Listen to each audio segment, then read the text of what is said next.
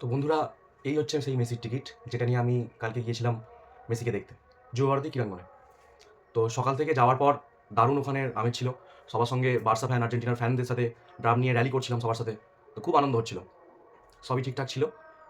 এবার স্টেডিয়ামে ঢোকার পর এমন একটা পজিশন পেয়েছিলাম যেখান থেকে খুব ভালোভাবে মেসিকে দেখা যেত।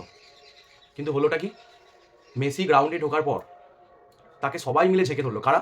এক হচ্ছে মন্ত্রী, আমি নাম নিচ্ছি না। তো ওই মন্ত্রী এবং তার মন্ত্রীর ফ্যামিলি, প্লাস যাদেরকে শত্রু দত্ত ভলেন্টিয়ার করেছিল, কীরকম কাণ্ডজ্ঞানহীন জানি না, তারা তাদের ভলেন্টিয়ারই ছেড়ে যে যার সেলফি তুলতে ব্যস্ত, যে যার ফটো তুলতে চলে এলো। আমি জানি এটা একটা লোভের ব্যাপার, সত্যি লোভ হওয়ার কথা, কিন্তু তারা তাদের ফটো তোলার পরে সেখানেই গ্যাদারিং করে রেখে দিল। যারা কিছুক্ষণ আগে যারা ম্যাচ খেলছিল 14 জন টোটাল 28 জন, তারা সাইন পাওয়ার পরে তারাও গ্রাউন্ডে থেকে গেল। পুলিশ প্রশাসন সবাই গ্রাউন্ডেই থেকে গেল। আমরা দর্শকরা কিছুই দেখতে পেলাম না। কিছুই না মানে কিছু না। আমি তো তবু জাস্ট মুখটা মাথাটা সবই দেখেছি। আমি ডিপলকেও ভালোভাবে দেখতে পেয়েছি, সুয়ারেজকে ভালোভাবে বুঝতে পারিনি, কিন্তু মেসিকে কোনো রকমে আমি দেখতে পেয়েছি ভালোভাবেই। বাকিদের এমন অবস্থা যে তারা একটুও দেখতে পাইনি। আমি 5,000 টাকা টিকিট কেটে গিয়েছিলাম, আমি D2-তে ছিলাম। তো সেখান থেকে আমি এমন পজিশনে বসেছিলাম যেখানে যদি মেসি একবার রাউন্ড মারতো মাঠটাকে, তাহলে মানে পুরো স্পষ্ট, মানে আমি যদি হাতকে ওয়েভ করি সেটা পর্যন্ত বুঝতে পারতো মেসি। হ্যাঁ, একটা সময় হয়েও ছিল যে আমাদের দিকে দেখছিল।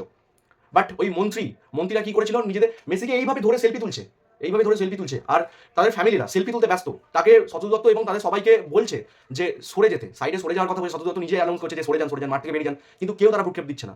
যত পুলিশ ছিল, পুলিশগুলোর এত লোভী পুলিশ ছিল যে তারা সেলফি তুলছে, সামনে গায়ে গায়ে ঘেসে চলে যাচ্ছে, পুরো ঘিরে রেখেছে। আর মিডিয়া, যারা ফটো তুলছিল মিডিয়ার, তারা সবাই একটা লিমিটেড পজিশনে থাকেনি, তারা একটা গ্রাউন্ড করে থাকেনি, তারা একদম কাছাকাছি ঘেসে গেছে। আমরা যারা দর্শকরা ছিলাম, 70,000 80,000 যে দর্শকরা ছিল, কেউ ভালোভাবে দেখতে পাইনি মেসিকে। বিটু ব্লকের দিকে যে গোলপোস্টটা ছিল তার দিকে গিয়েছিল। যাওয়ার পরে যে দুটো আমব্রেলা লাগানো ছিল সেখানে সৌরভ গাঙ্গুলি ছিলেন, সেখানে একবার গিয়েছিলেন। আর সেখানে যাওয়ার পর যেভাবে গ্যাদারিং হলো, যেভাবে ক্রাউডটা এলো, তাদের সমস্ত কমিটি মেম্বার, ভিআইপি পার্সোনাল সবাই তাকে ঝেঁকে ধরেছিল। যতই সরাবার চেষ্টা করছিল, কেউ সরতে চাইছিল না। যার ফলে কি আমরা তো দেখতে পাই, ঠিক আছে, মেসি সিকিউরিটি হয়তো বুঝেছে যে না, এখানে আর রাখা যাবে না, সেই জন্য মেসিকে নিয়ে কি করলো, আর রাউন্ডে না ঘুরিয়ে মোটে 10 মিনিট খুব জোর ছিলেন তারা। মেসি ওখানে খুব জোর 10 মিনিট ছিল, তারপর মেসিকে নিয়ে টানে ঢুকে। মেসির কোনো রকম ইচ্ছা ছিল না, মেসির মুখ লাল হয়ে যাচ্ছিল গ্যাদারিংয়ে, কারণ তার এই এনভায়রনমেন্ট পছন্দ হচ্ছিল না, বা এই এনভায়রনমেন্টের তিনি অভ্যস্ত নন। এত গ্যাদারিং প্লাস তার সঙ্গে রোদ। ডিপল তো কি বলবো, স্যান্ডো গেঞ্জি পরেই চলে এসেছিলেন। যাক, ওনাকে আমি ভালোভাবেই বুঝতে পেরেছি, কিন্তু যার জন্য যাওয়া তাকে আমি ভেবেছিলাম বল পায়ে নিয়ে নাচাবেন বা একটু সামনে থেকে আরেকটু দেখবো, কিন্তু সেটা হয়নি। অন্যান্য লোকেরা তো দেখতেই পাইনি, আমরা তো তবু দেখতে পেয়েছিলাম।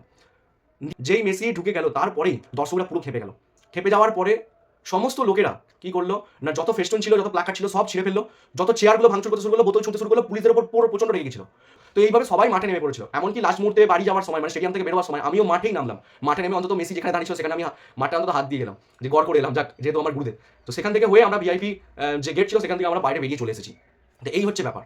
তো এটার জন্য সম্পূর্ণভাবে শত্রুত দত্ত এবং প্রশাসন দায়ী, ম্যানেজমেন্ট দায়ী, সম্পূর্ণভাবে ম্যানেজমেন্ট দায়ী। শত্রু দত্তর এটা ভাবা উচিত ছিল যে এইভাবে যাকে তাকে মাঠে নিয়ে আসা উচিত হয়নি।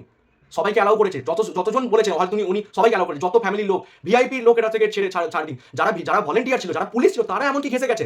এটা কি করে হতে পারে? আমরা কত টাকা দিয়ে কত শব্দ নিয়ে গেছি, এটা once in a lifetime movement ছিল, কিন্তু আমরা সেটাকে মিস করলাম শুধুমাত্র আপনাদের জন্য। শুধু আপনারা ইমোশন নিয়ে খেলেছেন, যার জন্য এরকম অবস্থা হয়েছে আমাদের। যাক, এটা আপনারা ক্ষমার আশা করবেন না, আর রিফান্ডটা যদি দিতে পারেন তো দিয়ে দেবেন, ঠিক আছে?